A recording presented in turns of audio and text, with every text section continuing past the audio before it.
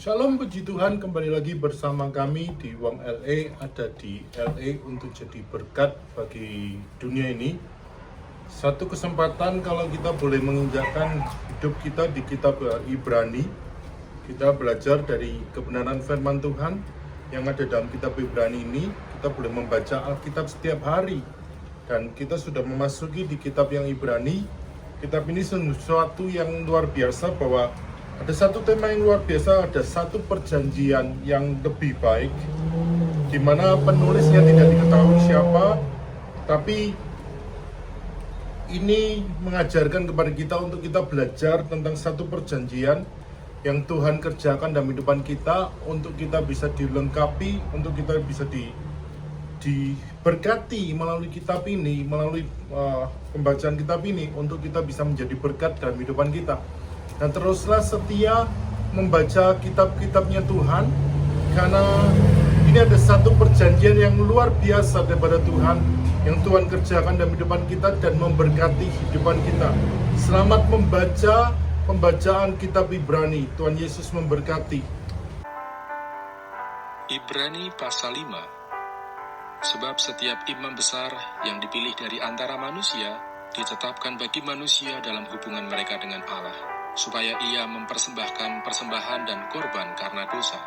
Ia harus dapat mengerti orang-orang yang jahil dan orang-orang yang sesat, karena ia sendiri penuh dengan kelemahan, yang mengharuskannya untuk mempersembahkan korban karena dosa, bukan saja bagi umat, tetapi juga bagi dirinya sendiri.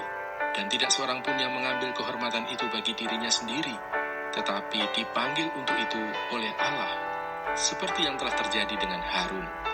Demikian pula Kristus tidak memuliakan dirinya sendiri dengan menjadi imam besar, tetapi dimuliakan oleh Dia yang berfirman kepadanya, "Anakku, engkau telah kuperanakkan pada hari ini." Sebagaimana firman-Nya dalam suatu nas lain, "Engkau adalah imam untuk selama-lamanya, menurut peraturan Melkisedek."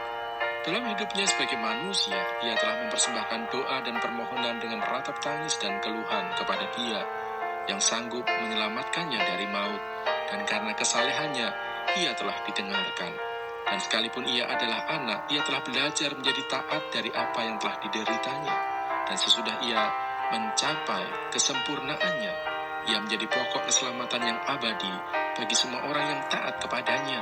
Dan ia dipanggil menjadi imam besar oleh Allah menurut peraturan Melkisedek. Peringatan supaya jangan murtad.